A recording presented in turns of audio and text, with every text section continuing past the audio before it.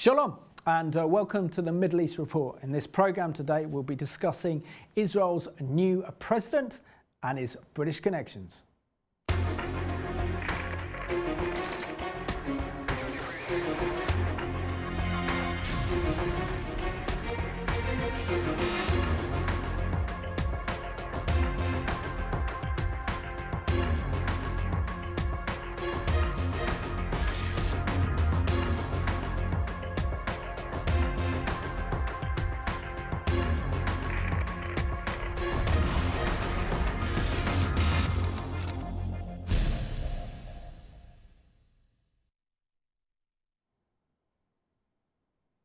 Warm welcome to the programme, and today's guest is a good friend of mine. He's north of the river in North London. He needs no introduction. Stephen Jaffe, warm welcome to the Middle East Report. Thank you, Simon, and thank you so much for inviting me to discuss what I think is one of the great good news stories of Israel-British relations in 2021. No, absolutely, and I think this is quite incredible. But before we discuss Isaac Herzog, who is Israel's new president.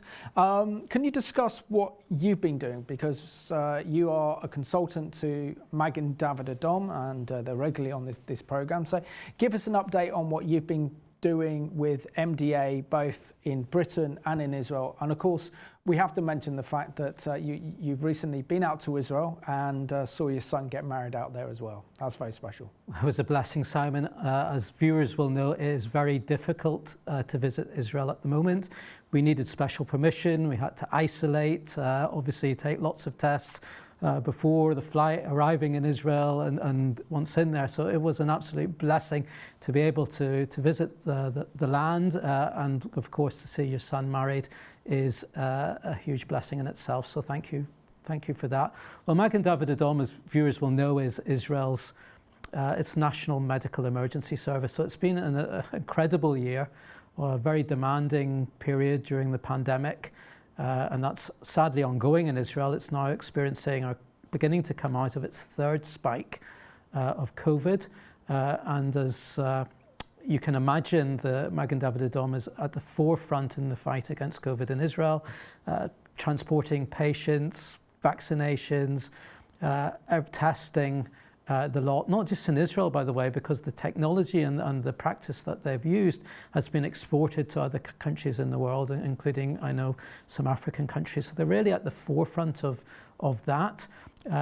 They've had all sorts to deal with, of course, on top of that. When you think of the conflict in Israel earlier this year, they were, as a MDA volunteer put it, when other people run away when the missiles are landing, the Magen David Adom volunteers, and they are volunteers, have to head towards where the missiles are landing in order to deal with injuries, trauma, etc. So it's been a very challenging year. Here in the UK, in terms of the support for Magen David Adom, well, I'm delighted to say that support is strong.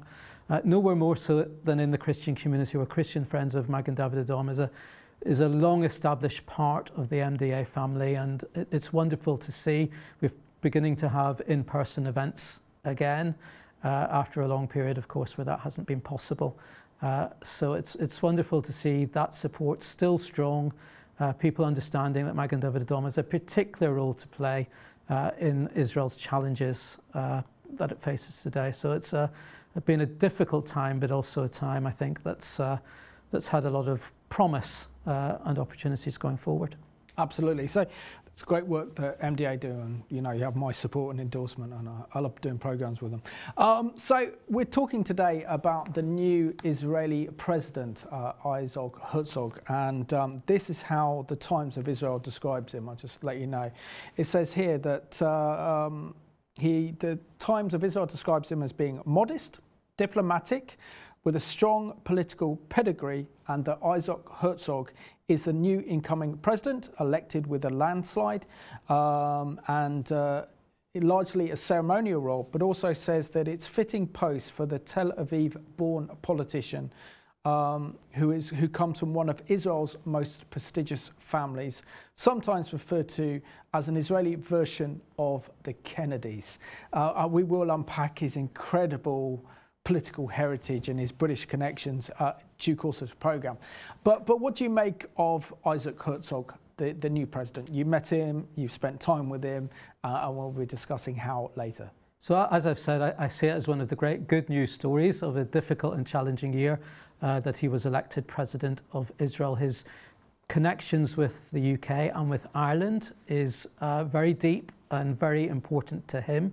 And I see this as an opportunity, really. I think sometimes perhaps Britain is a little bit overlooked because both the Jewish community in the United States and Christian support in the United States, of course, dwarfs anything that we have here in the UK. So sometimes we can feel a little bit left out, but now I think we have, as a head of state in Israel, a man who thinks very deeply and passionately about his connections to Britain and Ireland, and this is all to the good.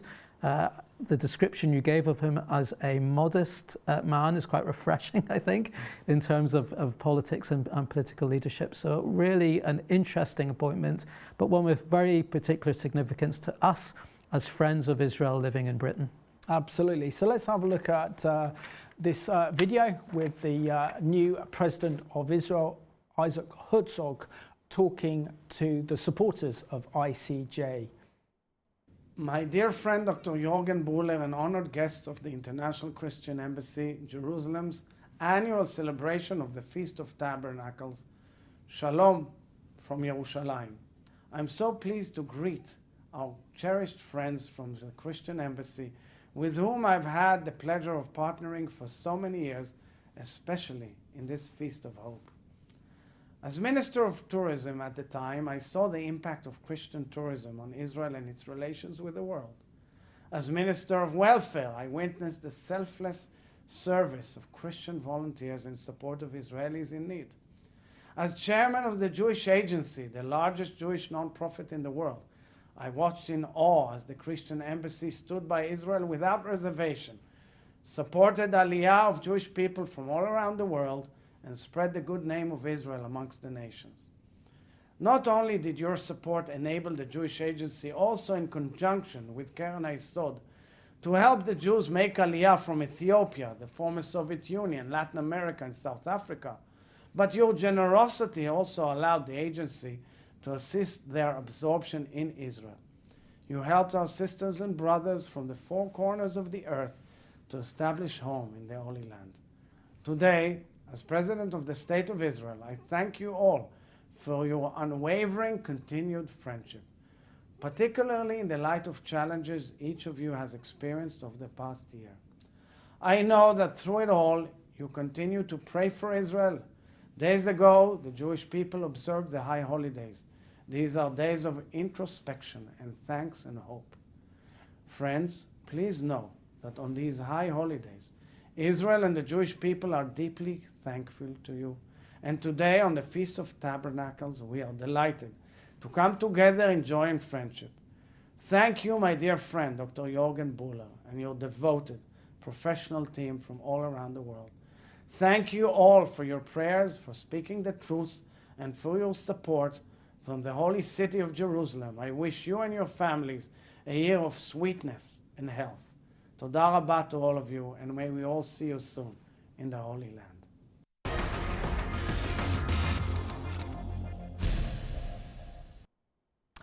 And there we have it, the new President of Israel, Isaac Herzog.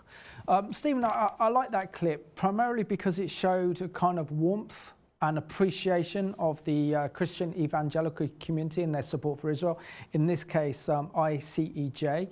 But one thing I was impressed with, the fact that he's worked with so many different Christian ministries and his time as Minister of Tourism, and also in his previous role as the head of the Jewish Agency, in which Christians have been instrumental in helping Jewish people across the world making Aliyah to Israel. So do you think that his appointment will strengthen Christian evangelical ties with the Jewish state and vice versa? I think definitely the potential is there. As you say, this is a long relationship that he has through his work, tourism and pilgrimages, of course. Also, as you said, as chair of the Jewish Agency, he will have worked and knows the leaders of all the main Christian ministries that support Aliyah, and that's a genuine friendship that's existed for a while. So that element of confidence and trust that always has to be there in terms of developing friendship, I think is already in place. And that's quite unusual for an Israeli leader who may not have had that exposure in many cases in terms of political leadership. He has. It does genuinely, I think that warmth is there. And that this is all to the good. One of the priorities that he set as president concerns Israel's international standing, and I think he knows very well that Christian support for Israel across the globe is something which is significant in that. So I think that's very promising at the start of his presidency. Definitely. And now we're going to get a little bit personal, Stephen, because you know him quite well since you organised his tour to Belfast and London. Was it Dublin as well? Yes, so it was always a dream of mine, Simon. I grew up in Belfast. Now, a century ago, living in Belfast, there was a future president of Israel, future chief rabbi of Israel, and a future foreign minister of Israel. It's an amazing fact. London can't say that, New York can't say it, but Belfast can say it.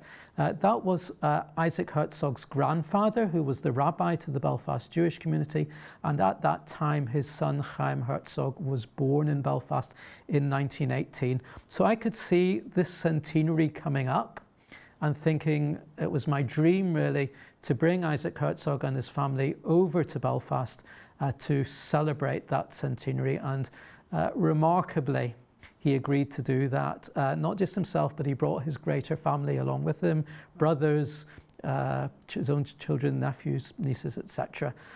And this was an opportunity which of course brought in people like the Zionist Federation, Zionist World Jewish, everybody, the board of deputies, the whole lot, because of this remarkable connection between Britain and Israel, future chief rabbi, future president, future foreign minister, all in Belfast originally, but fanning out to Dublin, where Rabbi Isaac Herzog goes on to become chief rabbi of the Irish Free State, as it was called, and then becomes chief rabbi of Israel itself. So it involves, of course, Dublin and indeed London as well, because his uncle Abba Eban, who becomes foreign minister of Israel, Israel's leading diplomat of the 20th century and greatest communicator of all times, was also based in London. So these three major venues, Isaac Herzog and his family started off in Belfast.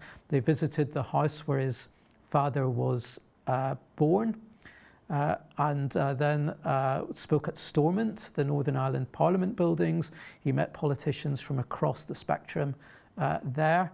The Belfast Jewish community, which is tiny, was of course extremely honoured to welcome the Herzog family back after a gap of 100 years, back to their synagogue, put on a celebratory lunch for him. It was a very moving day for everybody. Then the party moved on to Dublin. He spoke in the kind of the Foreign Office in Dublin. He met dignitaries there. He met the President of Ireland. We went to the Jewish school in Dublin. Now, many people will be surprised to learn that there is a Jewish school in Dublin, and it's the only school in the world, Simon, where all the signs are in English, Irish and Hebrew. I don't think that's repeated anywhere else in the world. So this is a school which I think has more Jewish people. It's not entirely a Jewish school at the moment. The Jewish community is small in Dublin, but there are a lot of Israelis living now in the Republic of Ireland. So the number of Jewish pupils there has increased over the years. Then the whole party moved across to London, where the British Jewish community, of course, made a big fuss as well. He met Tony Blair, he met all sorts of dignitaries and stuff to celebrate this unique anniversary of his father's birth. So it was amazing to see all this coming together. I had the honour of being in his company for a couple of days as we went from city to city. It involved also the Jewish community in the Republic of Ireland as well. Everybody was involved. It was an amazing thing, and it was then just wonderful to hear of his election to President of Israel shortly thereafter, because I think we'd laid the foundations in that visit for what I hope will be stronger and positive relationships between the UK and Ireland and Israel, and we know how difficult that is We're not talking about something there that's straightforward. Situation both in Ireland and in the UK regarding Israel. I mean, we've also plunged the depth in the last year in terms of seeing hatred for Israel rise. So this is an antidote. And the story of his election of president is something I think we can all take pride in and hope to build on.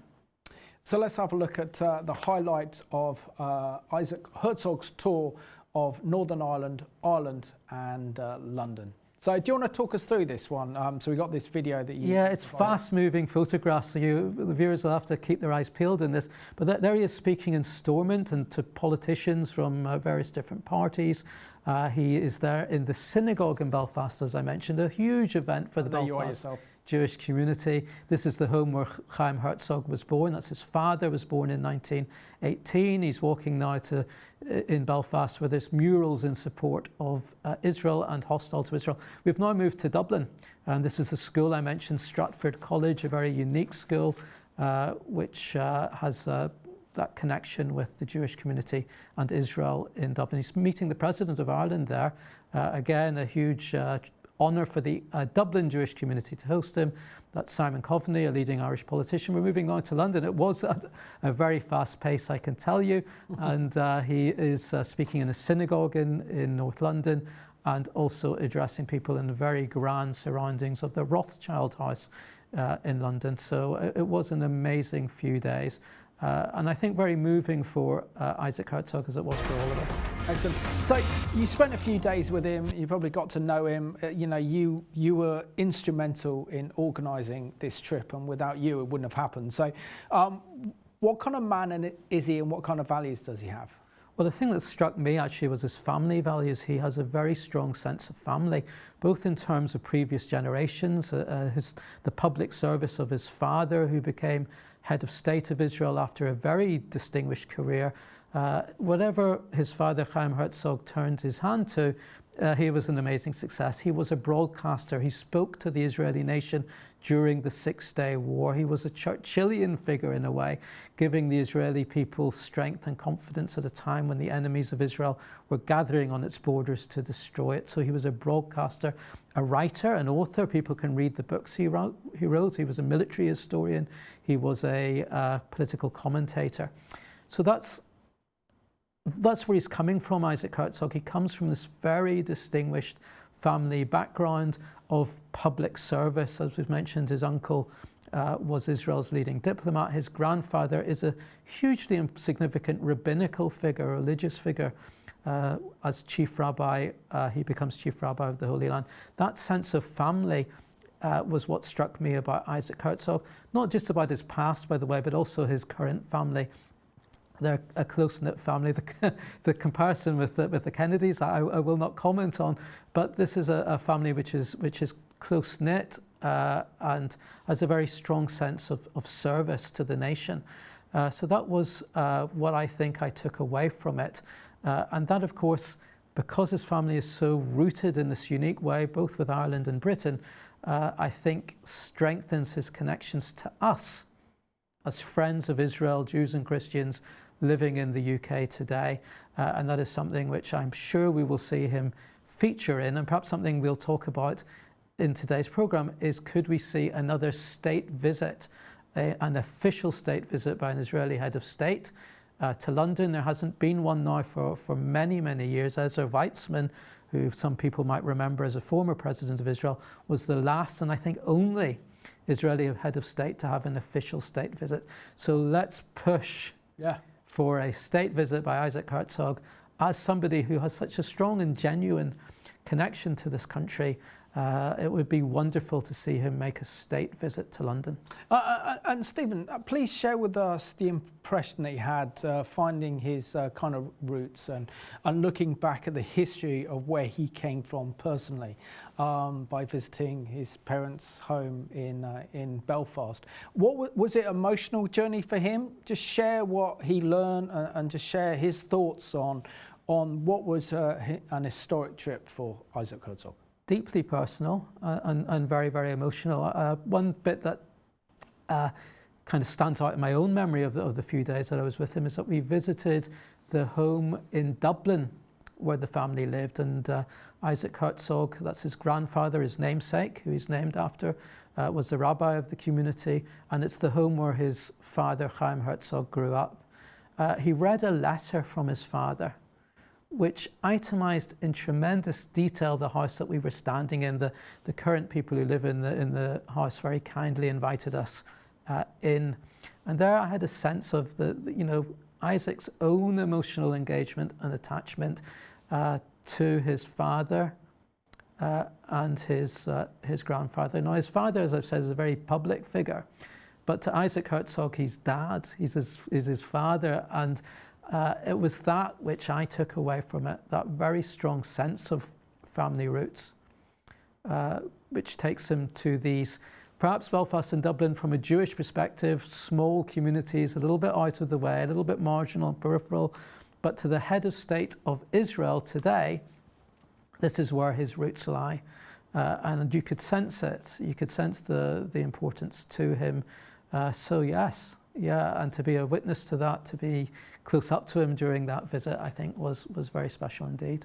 Amazing. And also, can you share with us the impact that he had on the political leaders in Northern Ireland at Stormont, and of course to be received by the Foreign Minister of the Republic of Ireland and to meet the President of Ireland is such a good thing, knowing the kind of hostile relationship that Ireland has with Israel, not the relationship that Israel has with Ireland. I think that's right. I think that's a good way of putting it. Now, the Herzog family is extremely interesting in that respect. His grandfather, Isaac Herzog, the rabbi, was, as I've said, for many years chief rabbi of what was then the Irish Free State, which becomes the Irish Republic, and was very much part and parcel of life there. So he was a friend of Eamon de Valera, who was the great long-term leader of Ireland. Isaac Herzog, the rabbi, learned Irish. So the family name carries respect in Ireland, notwithstanding the political differences that exist today. And that is a bridge. When Haim Herzog visited, that's Isaac's father, this is quite complicated, we should really have a chart pointing out the different generations of this family, but the current president's father, he came on a kind of state visit to Dublin. Probably in the 1980s, I should imagine. And this was a big thing for Ireland because, yes, they're used to having American presidents who have some sort of Irish connection. Every Irish-American, every Irish president has some. Clinton, yeah. The lot. Biden, Reagan, yeah, of course. So that they're used to, but here was a head of state coming from the Middle East who had been born in Dublin, wasn't a kind of a remote grandfather or cousin or something. This was a very real connection, and they pulled out the stops for that visit. So I think that family aspect and family history gives Isaac, the current president, a connection with political leaders who perhaps are critical, hostile, and this is very, very important because the situation in Ireland is, I think, quite serious as regards relationships with Israel today. I know we've had a programme in the past about a bill that was going through the Dáil, the Irish Parliament, to criminalise to Irish citizens, this is, the purchase of Israeli goods or services beyond the Green Line. And where that is taking Ireland to is a very radical, hostile place. And therefore, the fact that we have this connection with the new president can only be to the good in terms of furthering an understanding of Israel's position in the Middle East. According to my notes here, that Isaac Herzog has had a very distinguished political career in Israel. He was a lawyer, like yourself, Stephen. He has served in various government positions from 1999 to 2001. He was a member of the Knesset from 2003 to 2018. Has held several ministerial posts between 2005 and 2011, including serving as the Minister of Welfare and Social Services from 2007 to 2011 under Prime Ministers Olmert and Benjamin Netanyahu, who was also Minister of Tourism. He was also the leader of the Labour Party and challenged Benjamin Netanyahu in the 2015 general election. And so what do you think, with his kind of distinguished political career, being the former head of the Jewish agency, going into the office of president, with his vast political experience, what does that bring to the table in terms of Israel? So yeah, you're right. He's been part and parcel of Israeli political life for many years. You could say he was born into it because of his family connections, and he's served in Israeli government. So he brings political experience. It's important to say he's not the first politician to become president of Israel. It's the Knesset members of the Israeli parliament who vote for the president. He has to stand above party politics. That's certainly true. He's head of state. He's not head of a political party anymore. He will understand that full well. But he does bring, obviously, personal contacts, connections from across the Israeli political spectrum. His priority, really, domestically, is to bring together Israel's disparate society. This was something that his predecessor also saw as being a very significant part of his role. The previous president was coming from a more right position in terms of his Israeli party politics. Herzog, as you have outlined, comes from the Labour Party, so more left-wing. But both of them share a vision in which Israeli society, whether it's religious Jews, secular Jews, the left, the right, Muslims, Christians, Druze, all these communities that make up Israeli society must be welded together as a national population and community. And we've seen the challenges to that in recent times.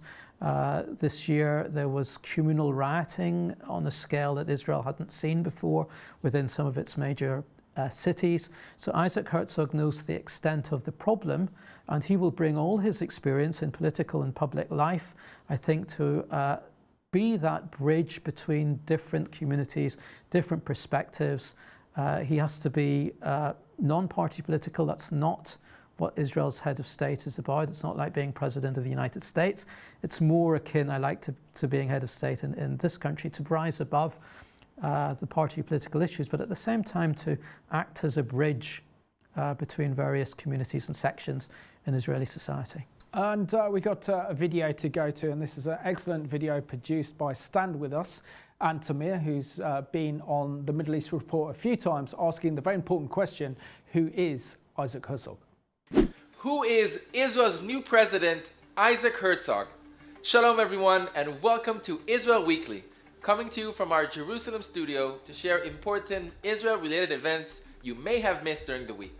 In today's episode, we are going to take a look at Israel's 11th president, Isaac Herzog, who officially took office on Wednesday, and explain what the Israeli president does. Is he a powerful president, a commander-in-chief like in the United States, or does the Israeli president take more of a traditional role, like the Queen of England? Imagine drinking tea in this heat. So sit back, relax, and join us as we take a look at what happened in Israel this week. This is Israel Weekly.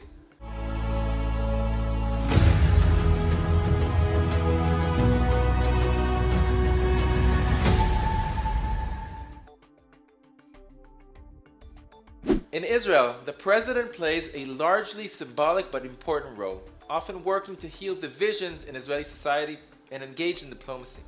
Nasi, the Hebrew word for president, has ancient roots. The leaders of the 12 tribes of Israel were referred to as Nesi'im. During the Second Temple era, which began around 2,500 years ago, the head of the Sanhedrin was also referred to as Nasi. In modern history, the first Zionist Congress granted the title of Nasi to Theodor Herzl. Herzl was the father of Zionism, the liberation movement started by Jews who wanted freedom and independence in their ancestral homeland. On May 16, 1948, soon after the establishment of the State of Israel, Dr. Haim was elected as the country's first president.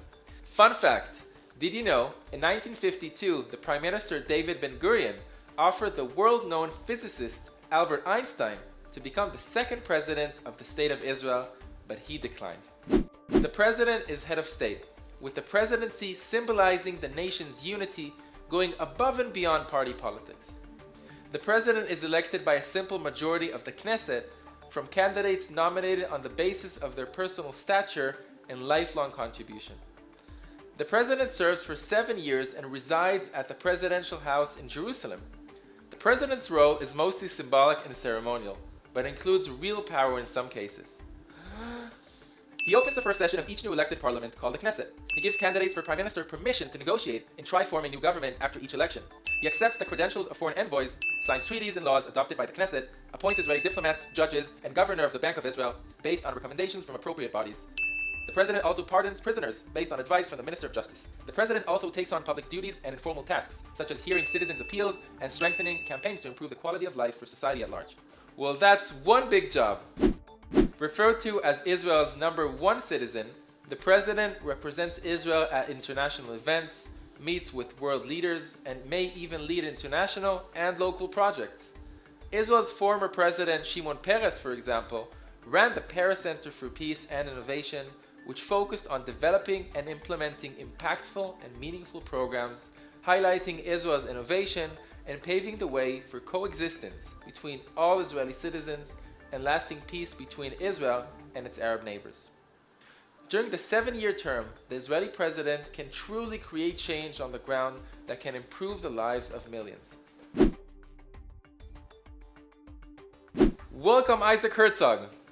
Moving on to Israel's newly elected president, Isaac Herzog is the country's 11th president. He won the presidency by an outstanding 87 votes in the Knesset out of 120. He has a long history in public service. He served as member of Knesset and minister in many Israeli governments, including being elected as the Labour Party leader and serving as minister for diaspora, society, and the fight against anti-Semitism. Before taking office as president and moving to Jerusalem, he lived in Tel Aviv with his wife Michal and their 3 sons. His last position prior to the presidency was the chairman of the Jewish Agency.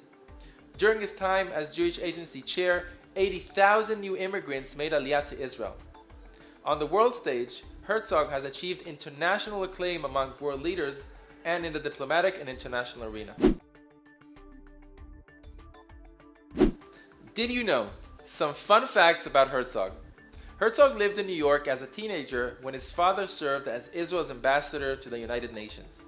He studied at a well-known Jewish school and took courses at Cornell and New York University.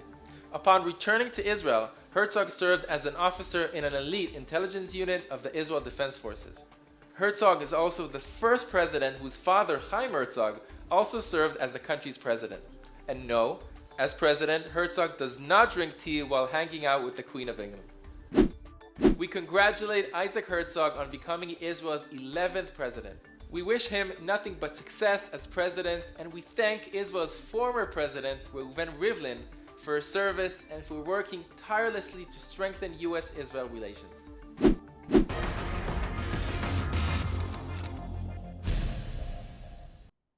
Very good job there, Tamir. We very much appreciate that video and your report. And if you want to watch these weekly, then subscribe to the Stand With Us YouTube channel, and you can see more of Tamir. I like that video. I think it explains who Isaac Herzog is very well, what the role is as Israel's president, and I've had the privilege of not only visiting the president's residence twice now, but actually having the opportunity to speak there as well when I attended the Christian Media Summit in 2019. And what I'm so pleased about is that with Isaac Herzog and his experience working with Christian evangelicals, essentially means that he will reach out to them and realize that there is a deep connection between Christian evangelicals and the state of Israel, and how evangelicals can play a major role in supporting Israel. So I'm very pleased that I think as president, he probably will push that more so, because with the current coalition, that was a little bit in doubt, but I think now they realize the importance of Christian evangelical support, that the president will help also foster that with his new government as well. Well, the working relationship is there, and it is a working relationship because as he was chair of the Jewish Agency, which is the main agency for Aliyah into Israel, so he has worked with the main ministries that are assisting in Aliyah. So that is all to the good. As I said earlier, friendship relies on trust, and he has that. He already knows the lead players, and I think this is only to the good, and we should, please God, see in the years of his presidency a growing appreciation and relationship. I mean, you spoke earlier in the programme about his father, Haim Herzog, but just looking at my notes here, I'm just going to read this one out because his father was a very, very special individual indeed. It says here that Haim Herzog served 2 terms as the longest serving president of Israel from 1983 to 1993. But what makes him special is the fact that he was born in Northern Ireland on September the 17th in 1918 in Belfast. He's described as a diplomat, soldier, a scholar, a politician, a journalist, a lawyer and a legislator, including a diplomat. So it says here that he was born in Belfast. He was the son of the chief rabbi of Ireland, Isaac Herzog, who later became the second Ashkenazi chief rabbi of Israel. Haim Herzog grew up and immigrated to Israel in 1935 at the age of 17 to study at a yeshiva and began to study law. Herzog embarked on a long career associated with military affairs. He served in the Haganah during the Arab riots of 1936 to 1939. Whilst in London, he completed his law studies in 1942. He joined the British Army and served as an intelligence officer in the Normandy campaign and in occupied Germany. He was discharged with the rank of lieutenant colonel. Then in 1948, when the State of Israel was re-established, he became an officer in the IDF. He rose to the rank of Major General before retiring in 1962. Now share with us his father's incredible contribution to the modern state of Israel. I mean, he served as a diplomat, as Israel's ambassador to the United Nations. I think served a couple of years as a member of Knesset before serving 2 terms as president. So it's quite extraordinary. Whatever Haim Herzog turned his hand to, he rose to the top. So his law firm was one of the most principal law firms in Israel. As I've said, as a broadcaster, he's Churchillian in a sense because he gives the Israeli population strength and confidence at a time of deep, deep crisis in 1967. If that was all the story, that would be quite amazing, but it just goes on and on and on. Yes, as a diplomat, he represented Israel in the cauldron of the United Nations. This was at a time when the United Nations voted that Zionism was racism. And there is tremendous footage of Haim Herzog speaking at the United Nations in that debate, where he ends his speech by getting a copy of the resolution and tearing it in 2. He said, to paraphrase, that the Jewish people had been around for a long time and would be around for a long time after this resolution had been forgotten. And his speech on that occasion, I think, was a tremendous accomplishment in terms of Jewish and pride, really. Here was the nations of the world castigating Israel, demonizing it at the United Nations, this kind of shrine of international humanitarian human rights, really demonizing and marginalizing the Jewish people, and he stood proud, and his speech on that occasion was perhaps one of the greatest.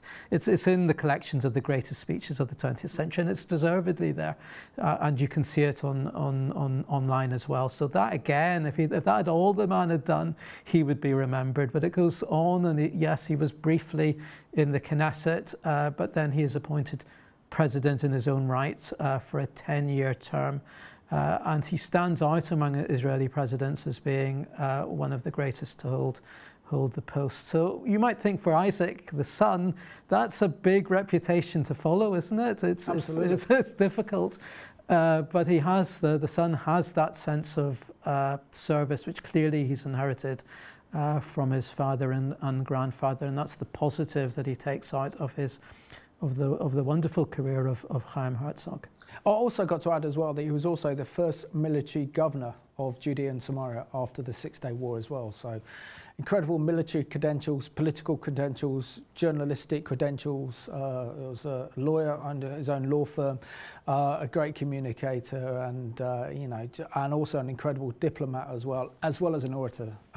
You usually don't get all those qualities in one person, but clearly with Haim Herzog you do.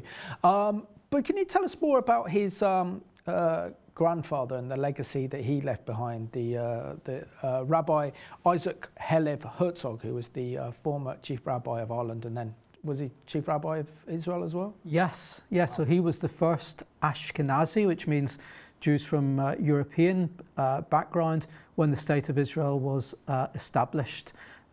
Just think about it. He was the most senior position in the Jewish world in terms of faith at a time of the great refugee crisis. Hitler comes to power in Germany. That crisis of the Shoah, of the Holocaust. He's the chief rabbi at that time. The establishment of the state of Israel, the restoration of Jewish sovereignty after a 2,000-year period. Just think of the issues that this man had to wrestle with. He went around Europe after the Second World War, rescuing Jewish children that had survived the Holocaust, but perhaps were being hidden in various places. And he did amazing work in that respect. Think of all the issues that there were in terms of restoring a Jewish state after a gap of 2,000 years, all the issues of status, of religious laws and whatever. He was in this position of unprecedented complexity and issues and problems, and he commanded the respect not just of the religious Jewish world, but of the secular people in Israel as well. He was a man of tremendous humility as well as ability, and his legacy is, I think, often kind of overshadowed because of the achievements of the son. In terms of secular politics, but you're talking about one of the most senior figures in Judaism in the 20th century. That's the current president's grandfather, Rabbi Isaac Herzog, is an outstanding scholar, beyond measure in terms of his knowledge in terms of Jewish, of biblical and Jewish commentaries. For that, he was outstanding, but he was also a public figure having to deal with these very, very new practical issues arising from what can you say, his chief rabbinate passed through the Holocaust and the Shoah to the establishment of the State of Israel, the most momentous events in Jewish history, and yet he commanded the respect of the Israeli population, religious and secular. So an amazing man in his own right. Can I just mention, because this is all about the men, what about the women in the family? Isaac Herzog, the rabbi, his wife Sarah Herzog, who begins married life in Belfast as a 19-year-old, I think, goes on to be a major figure in her own right. And I think it's very important to celebrate her life as well. She, the largest hospital in Jerusalem for geriatric and mental cases, in fact, the largest hospital of its kind in Israel and the Middle East, is named after Sarah Herzog. It's in Jerusalem, and it has done amazing work. She's also the founder of a movement called Emunah, which is one of the largest women's Jewish Zionist organizations in the world. It's international. She was appointed its president 20 years after the death of her husband. So it wasn't as it was in her own right, her own achievement. She was an outstanding personality. So again, on the female side, you're talking about some very leading figures in Israel's early years. Sarah Herzog very much involved in the absorption of immigrants from around the world into Israel. So again, just a towering figure from this one family. Incredible. And I've got to mention one of my favourite Israeli spokesmen of all time, I think, and you describe him as Israel's best ever spokesman, and that's Abba Eban. And the fact that, I like Abba Eban. He was obviously comes from Britain. He went to school in Oxford, I believe. Made aliyah towards Israel. He was a major in the British Army, and but not only that he became Israel's first representative to the United Nations. And the reason he was given that position by David Ben-Gurion, because he studied it and he saw that there was a need to represent Israel on the international stage with the new emergence of the United Nations. So he's the one that understood it more than anyone else. He just got some books. He just read up on the United Nations and its predecessor, the League of Nations, and got himself in that position. And of course, an incredibly articulate spokesman on behalf of Israel. Absolutely. And his voice is magical to actually listen to. So I'm going to bamboozle the audience now. Please do, please do. So, as I've said, Abba Eban and Haim Herzog were both in Belfast in 1918. Haim Herzog was born there, and Abba Eban was a child evacuee during the First World War. So you have this coincidence of these two men in Belfast at the same time. They both go on to study in Cambridge, in fact, and one was at the University of London, but it had transferred to Cambridge during the war years. They both joined the British Army in the fight against Hitler. They both throw their lot in with the Zionist movement. They go to Israel. Both of them hold that same position, by the way, as Israel's ambassador to the United Nations, only at different times. They both go on to hold very senior positions, as you've said. Abba Eban is foreign minister. He's Israel's greatest diplomat. Haim Herzog becomes president of Israel. Now that's all amazing in itself, but they become brothers-in-law because they marry sisters, the Ambash family. Abba Eban marries Susie Ambash, Haim Herzog marries Ora Ambash. So this connection, which goes back to Belfast in 1918 when Haim Herzog was born and Abba Eban was about 2 or 3 years old, carries on, parallels throughout their careers. It's pretty remarkable, isn't it? And yes, so Abba Eban is the uncle of Isaac Herzog, President of Israel. Again, an amazing record of service. Abba Eban, as an author, again, a broadcaster like Haim Herzog, peerless, both of them. So, you know, what a pedigree.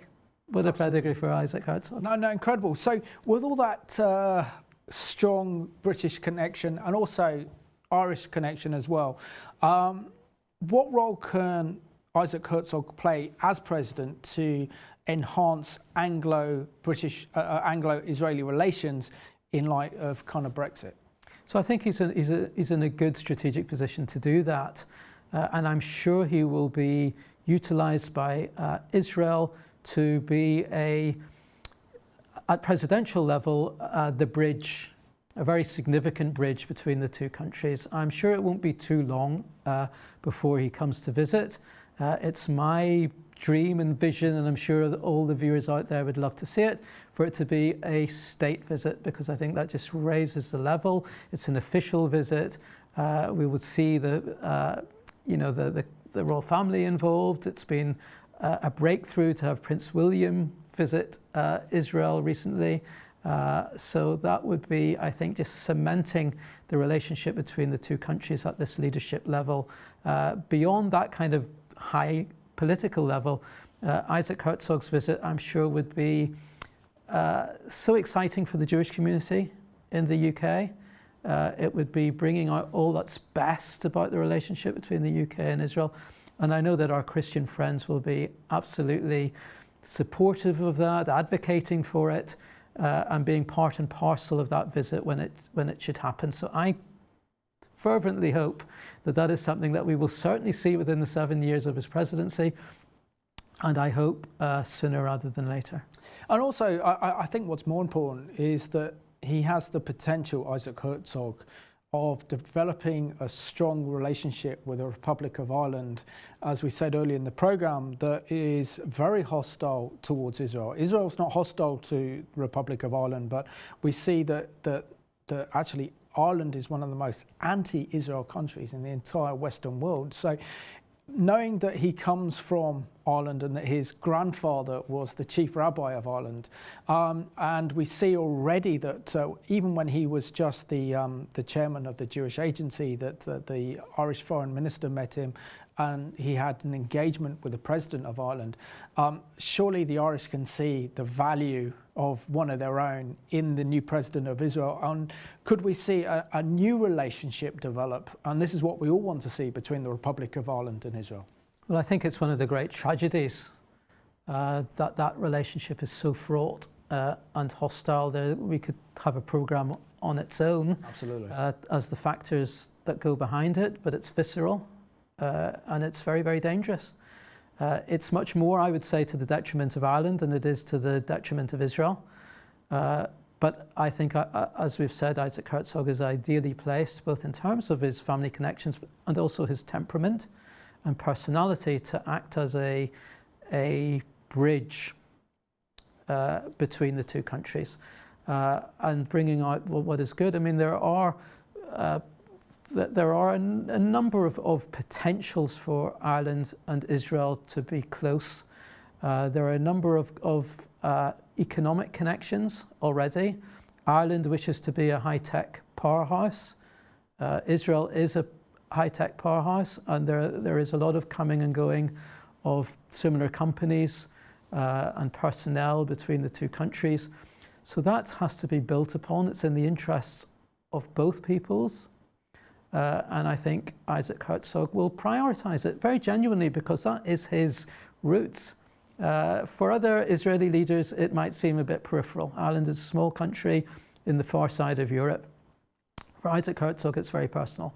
And so I think, yes, it can only be to the good.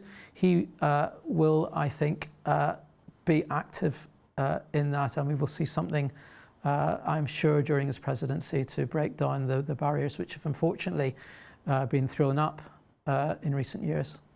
So down to left to the last 4 minutes of the programme, Stephen, and with the new president in place, Isaac Herzog, and with the new Israeli government in place as well, and it's a very broad coalition to say the least. Do you think that the world might see a different face of Israel than the one previously under Benjamin Netanyahu? It's very early days, and I don't want to predict something which is very, very volatile, but the Middle East is as dangerous today as it ever was before. The issues regarding Iran and its proxies, Hezbollah and Hamas, are very, very real threats to Israel, and how that is going to materialize is frightening, and the impact that will have. We've seen global opinion, how when Israel can be attacked by Hamas, hundreds of missiles can be fired at Israeli civilian centres, and yet the hostility rises up in this country. It's not just Ireland, by the way. We're seeing it more and more in this country as well. So these are going to be the major issues in terms of Israel's standing. And this is why all of us, as friends of Israel, Jews and Christians, this is the test. This is where we're going to have to stand up in a very fraught environment. The Israeli government and its president can only do so much. They require us as their friends to be there and visible. So together with a president who I think we can really aspire to in terms of friendship and to represent us, alongside that we must do our part as well. So these are going to be very testing years for Israel.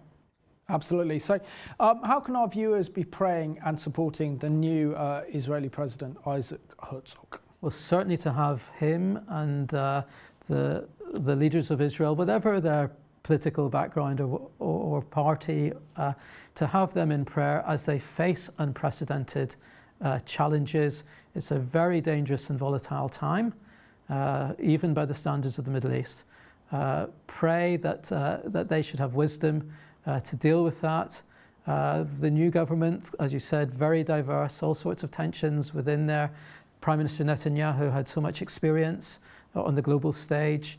Let us pray for Israel that at this time of great trial and tension, that it and ourselves as friends of Israel should grow and be strong enough and brave enough to stand up to all the challenges that we face. Stephen, thank you so much for being my guest on the Middle East Report again, and thank you for giving a wonderful introduction to Isaac Herzog for us. Thank you very much. Thank you, Simon. And I want to thank you for watching today's programme. There can be no doubt about Isaac Herzog's incredible political heritage that he's inherited and his deep British and Irish connections, which means that he is more associated with this island and with Ireland itself than any other Israeli president, maybe his father before him.